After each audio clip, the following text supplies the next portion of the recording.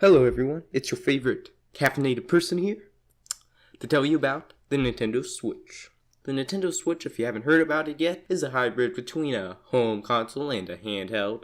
The Switch does highly resemble a tablet, and it consists of a docking station which easily allows you to dock your Switch to connect your Switch into your TV, which is known as, are you ready for this super creative name? It's going to be crazy how creative it is.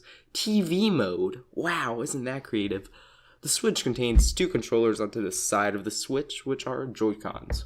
When these two are together, it is known as handheld mode, which can simply be slided onto the device and used later to attach onto the tablet or Joy-Con grip, which turns the Joy-Cons into more of a Pro controller. The Switch also contains a mount on the back where you can put the Switch on a table without having to worry about it falling. Behind the kickstand, there's a micro SD card slot for some extra storage. Before we begin, as you can already tell, the Nintendo Switch is quite a versatile device, and it stands out from the current video game market. I've always felt that Nintendo on its own is a very unique company. Nintendo truly understands how consoles should work. They don't worry about trying to get PC graphics and performance like Sony and Microsoft. They don't really give a crap about having a petty competition with PlayStation or Xbox on getting pro PC graphics and performance. Nintendo understands the point of a console is to relax and just play video games. But Nintendo always tries to release something unique in the market, and sometimes unique can be, well, good or bad. For example, the Wii U trying to be unique in its market, but failing to deliver games. I remember first seeing the Nintendo Wii U thinking, you could play games anywhere from the tablet. But instead, the tablet could only go a certain distance away from the console. And to be honest, the signal between the tablet and the console was rather short. I can go into my room without losing a signal, and it defeats the purpose of having a tablet mode when you can't move away from your TV because the tablet will no longer work. The Wii U did have a couple of good remasters of Zelda games, and it was nice to have backwards compatibility for Wii games. In all, the Wii U didn't deliver.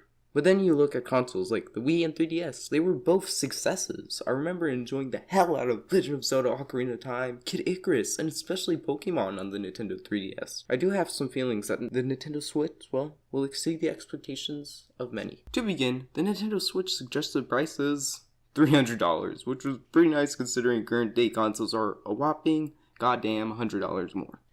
Now I'm going to destroy your happiness just like how I destroy all my relationships. Free until the fall of 2017, which is why I play PC, so that I don't have to deal with this crap, alright? Although, to shift back to good news, there will be no region locking, which means you'll have more games from various areas. Then we go into this part where they're saying that the Nintendo Switch takes part from the older consoles such as the Leapfrog tablet. The Nintendo Switch's battery life consists of 2.5 hours to 6.5 hours, which varies from game to game. For example, playing Legend of Zelda Breath of the Wild supposedly lasts 3 hours. Now in a small plane ride, maybe state to state, perhaps 2 or 3 hours, or waiting at the airport playing Legend of Zelda before your flight, or a game similar, the Nintendo Switch will probably last you the whole time, and maybe die at around the end of the trip. As having plenty of experience about moving around, the Nintendo Switch on a flight overseas would only last a quarter of a way. Though I do have some good news to this fact. The Nintendo Switch is compatible with a USB charger, meaning you can use a portable battery to keep your device ready at all times during your trip, which is pretty nice considering that the Nintendo 3DS and DS were not compatible with portable batteries, if I remember correctly at least. The only problem is that some portable batteries, especially ones with more voltage, are more bulky, heavy, and what I noticed can start to over. Nintendo Switch can connect to 8 other Switches for local multiplayer, which in simpler terms means that you have to have friends to play the Switch with. But luckily there's Craigslist for buying friends. Also there's the free option known as kidnapping, which was a joke. It was a really bad joke. It was this a bad cringy joke. Please don't sue me. Please don't hurt me. Next up, the Joy-Con, which look incredibly tiny, which I'm worried could result in your hands being cramped, and even with the Joy-Con grip controller, it still looks small. The Joy-Con is pretty much like a standard controller. 4 buttons, analog stick triggers, and also a capture button, which reminds me of the Nintendo DSi, where you're able to capture Nintendo DSi video games. Though the capture button on launch will only be able to take pictures, but soon it can record video as well, which can be shared to friends. It'll also have a gyro sensor and an accelerometer for the good old Wii motion controls. The Joy-Cons will also come in neon red and neon blue, which I like since it has a matte finish instead of a glossy finish, which I hate glossy finishes. They need to die. Glossy finishes just need to die because they pick up fingerprints like crazy, man. They pick it up like crazy. And an accessory that can be added to Joy-Con, which is the wrist strap for safety with motion control games to keep you from swinging and throwing your Joy-Con and killing someone. The first step in lowering death rate.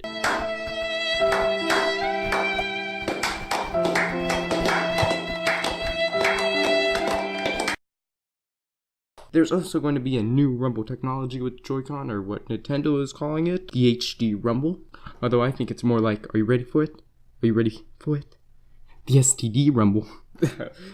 How they got roasted. They got roasted. Stop it! Get some help. You would know the amount of ice cubes in the class, as well as feel ice cubes shake when you use the Joy-Con with the new Rumble technology, which sounds like the most useless and coolest feature in this controller. To conclude, the Switch is being released March 3rd, 2017. The Nintendo Switch looks extremely promising, and I would buy it, except for the reason why people buy a console or PC is to play video games, and the Nintendo Switch game lineup is incredibly small, honestly. It's not worth spending $300 plus $60 for Legend of Zelda Breath of the Wild. The games may come out later, which is why I'm going to wait a couple of months after release to see if they'll grow a vast library of video games. I just want to say to all of you, have a great caffeinated day. Also, if you enjoyed the video, click the like button. If you disliked the video, click the dislike button. Also, this would really help out. If you enjoyed my video, please share it.